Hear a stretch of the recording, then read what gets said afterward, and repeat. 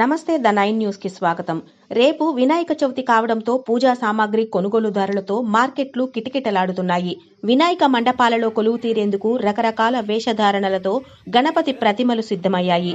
దీంతో పార్వతీపురం మన్యం జిల్లాలోని అన్ని మార్కెట్లు భక్తులతో కిటకిటలాడుతున్నాయి. మట్టి వినాయకులనే పూజించి పర్యావరణ పరిరక్షణకు తోడ్పడాలని, వినాయక చవితి అందరూ భక్తి శ్రద్ధలతో జరుపుకోవాలని కోరుతూ సాలూరు పట్టణంలో మట్టి వినాయక ప్రతిమలను ఉచితంగా పంపిణీ చేశారు మంత్రి గుమ్మడి సంధ్యారాణి. ప్రజలకు వినాయక చవితి శుభాకాంక్షలు కూడా తెలిపారు.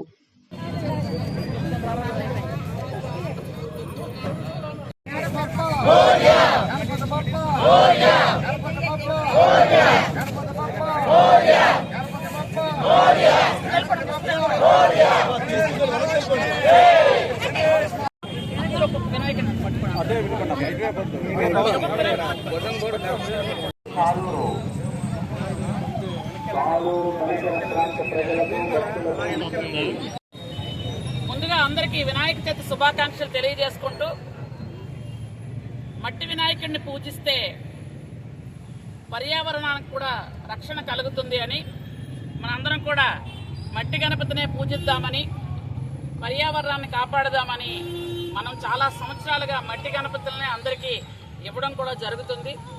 ప్రతి ఇంట్లో కూడా మట్టి గణపతితో పూజ చేసి ఆ భగవంతుని ఆశీస్సులు తీసుకొని అందరూ కూడా క్షేమంగా ఉండాలి అని మనస్ఫూర్తిగా కోరుకుంటూ, ఈరోజు గత సంవత్సరం ఈ వరదలు తుఫాన్తో మొత్తం ఒక 10 రోజుల పాటు విజయవాడలోనే ఉండిపోయాం. అక్కడ విజయవాడలో ఆ వరదల్లో అక్కడే మనం వినాయక చవితి చేసుకున్నాం గతసారి. ఈసారి ఖచ్చితంగా అందరితో జరుపుకోవాలి అని, అందరికీ మట్టి వినాయకుల ప్రమిదలందరికీ కూడా ఇచ్చి వాళ్ళ ఇళ్లలో వాళ్ళు ప్రశాంతంగా పూజ చేసుకొని ఆ భగవంతుడికి మనస్ఫూర్తిగా దండం పెట్టుకొని ఆ భగవంతుని ఆశీస్సులు తీసుకొని అందరూ ఆయురారోగ్య ఐశ్వర్యాలతో ఉండాలని మనస్ఫూర్తిగా కోరుకుంటున్నాను.